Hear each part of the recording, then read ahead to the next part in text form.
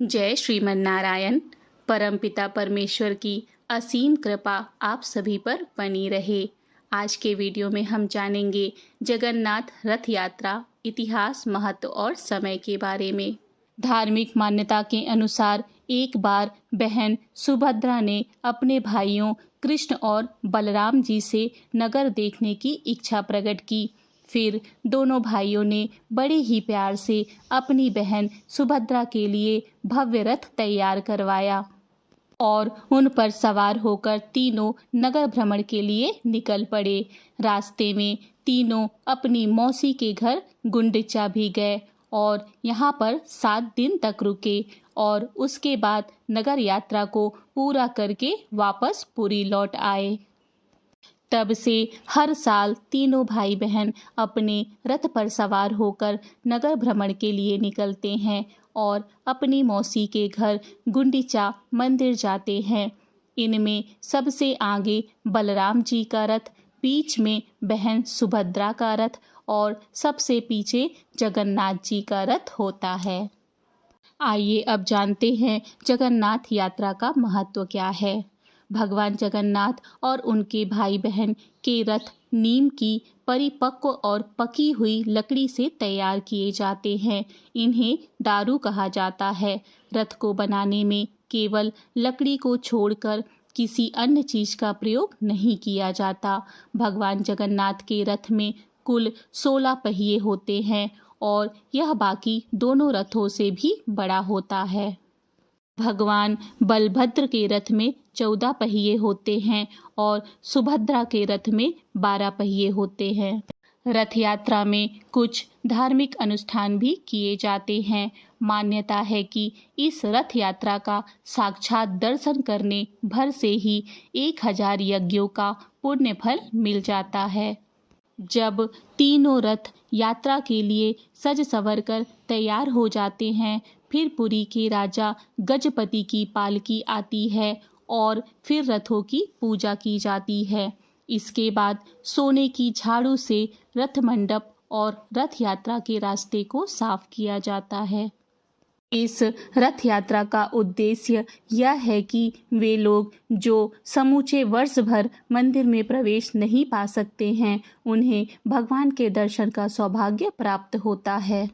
अब आइए जानते हैं इस रथ यात्रा के गूढ़ रहस्य के बारे में, जिसको श्री चैतन्य महाप्रभु जी ने प्रकट किया था। श्री जगन्नाथ मंदिर द्वारका अथवा कुरुक्षेत्र के सदृश है और गुंडिचा मंदिर वृंदावन का प्रतीक है। स्कंद पुराण एवं पुरुषोत्तम महात्म्य के अनुसार सतयुग में अवंती, जिसे उज्जैन नगरी कहा जाता है, उसमें इंद्रधुम्न नामक राजा राज्य करते थे। उनकी रानी का नाम गुंडिचा था। निसंतान होने पर भी वे इसे भगवान कृपा मानते एवं उनके हृदय में भगवान के साक्षात दर्शन की प्रबल इच्छा थी। अपने महल में अतिथि गृह में तीर्थयात्रियों के आदर सत्कार के दौरान उन्हें श्री विग्रह नील माधव के बारे में पता चला, जिनके दर्शन से इस दुखमय संसार से मुक्ति हो जाती है।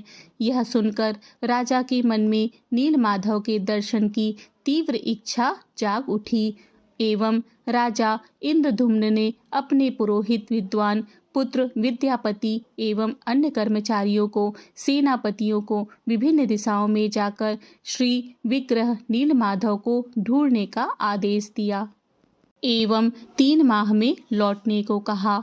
3 माह के पश्चात विद्यापति को छोड़कर सभी कर्मचारी, सेनापति असफल होकर लौट आए। उधर विद्यापति नील माधव के श्री विग्रह को ढूंढने हेतु निरंतर भ्रमण करने के दौरान एक समृद्धशाली गांव के प्रधान विश्वावसु के यहाँ अतिथि के रूप में ठहरे, जहां उनकी पुत्री ललिता ने उनकी देखभाल की एवं दोनों में प्रेम हुआ एवं विद्यापति का विवाह ललिता के साथ संपन्न हो गया। विश्वावसु प्रतिदिन बाहर से लौटते तो उनकी देह से अद्भुत सुगंध आती थी।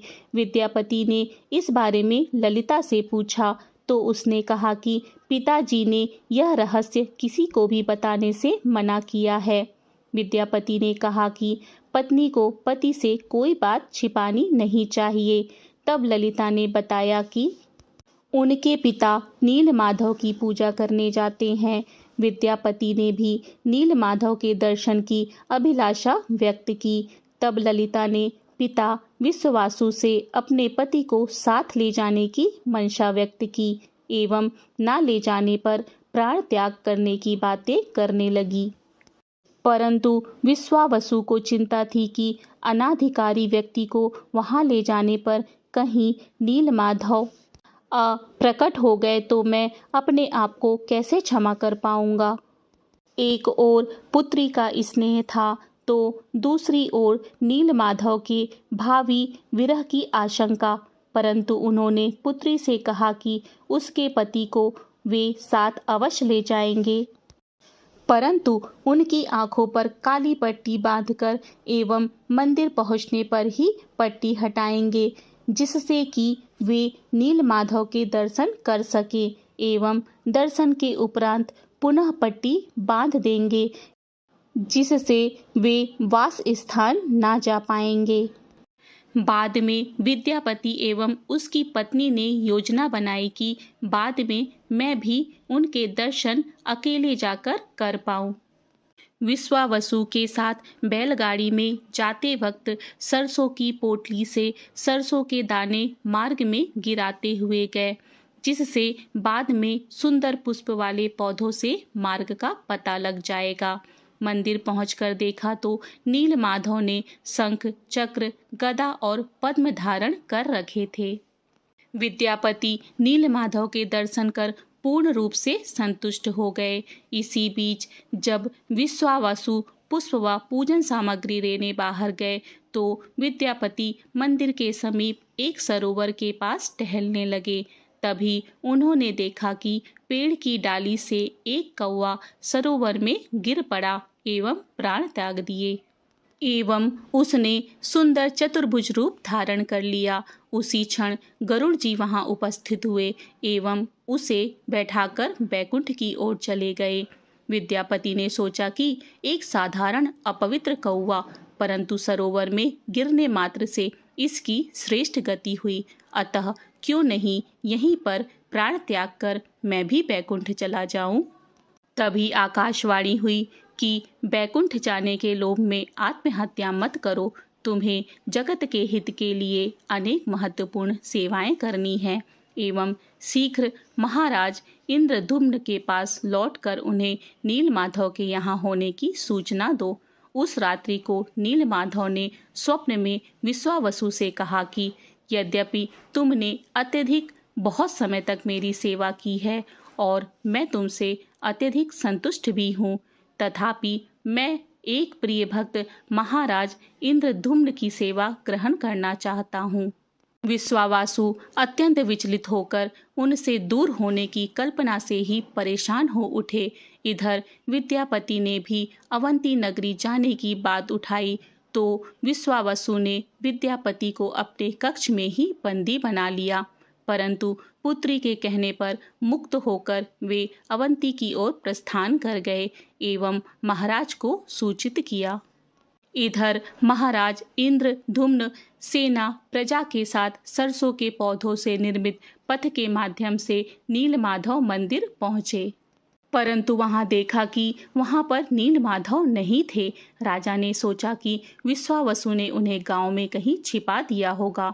राजा ने विश्वावसु सहित सभी शहर के लोगों को बंदी बना लिया एवं निराश होकर प्राण त्यागने का प्रण किया। साथ ही स्मरण कर नीलमाधव को पुकारने लगे।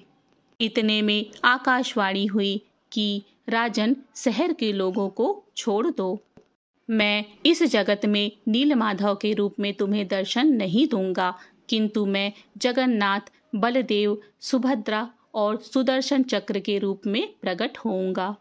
तुम सभी महासागर के निकट बंकिम मुहाना, जिसे चक्र तीर्थ कहते हैं, के समीप प्रतीक्षा करो। मैं लकड़ी के रूप में स्वयं भगवान के रूप में यहाँ सागर में आऊँगा। मैं एक विशाल सुगंधित लाल वृक्ष की लकड़ी के रूप में प्रकट हो जाऊँगा। उस पर शंख, चक्र, गदा व पद्म चिन्ह होंगे। वह दारु ब्रह्म को वहां से निकालकर तुम उससे 4 विग्रह बनवाकर मंदिर में स्थापित कर पूजा अर्चना करना। राजा ने वहां विग्रहों की स्थापना हेतु विशाल मंदिर का निर्माण करवाया एवं ब्रह्मा जी के हाथों प्रतिष्ठा करवाने का विचार किया। समुद्र में लाल वृक्ष का तना दिखाई देने पर उसे सैनिकों व हाथियों की सहायता से बाहर निकालने का प्रयास किया गया, लेकिन सभी असमर्थ रहे। तभी आकाशवाणी में बताया गया कि मेरे पुराने सेवक विश्वावसु पुत्री ललिता और उनके दामाद विद्यापति को बुलाकर मुझे स्वर्ण रथ में ले जाओ।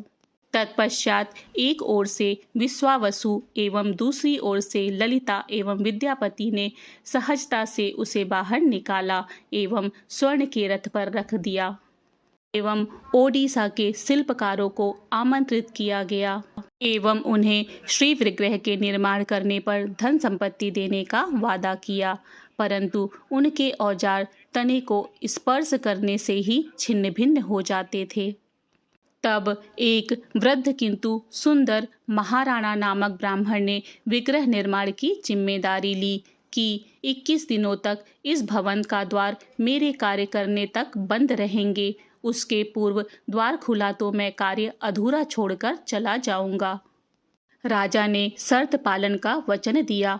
14 दिन बाद अंदर से कोई शब्द सुनाई नहीं देने पर राजा ने चिंतित होकर सोचा कि कहीं ब्राह्मण बिना खाने पीने के कारण मर तो नहीं गया। रानी गुंडिचा के आग्रह पर द्वार खोल दिए गए।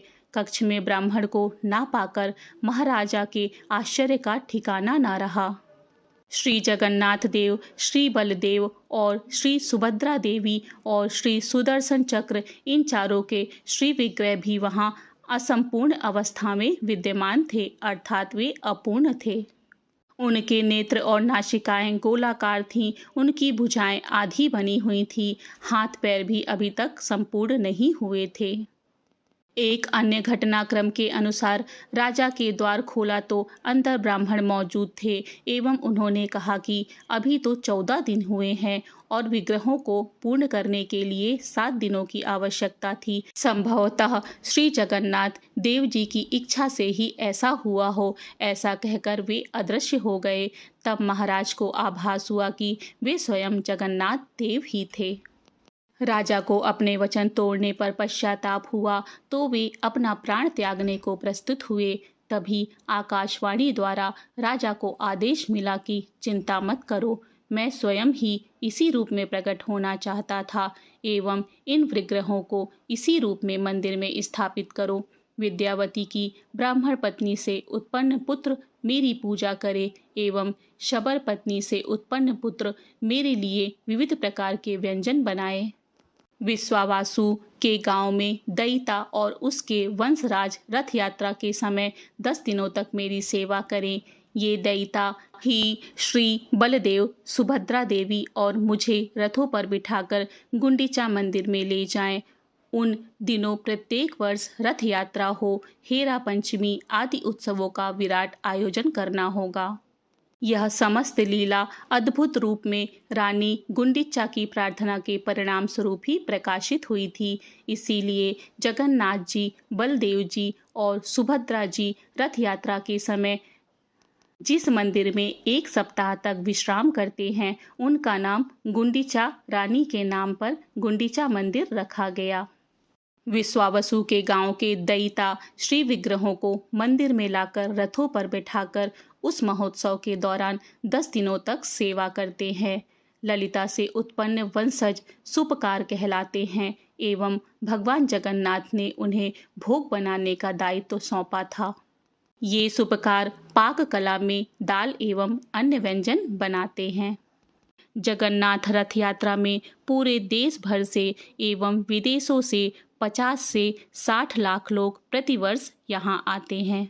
इस तरह से जगन्नाथ रथ यात्रा का इतिहास संपन्न होता है। इसी तरह की धार्मिक जानकारी और कथा कहानी के लिए मेरे चैनल को सब्सक्राइब करें।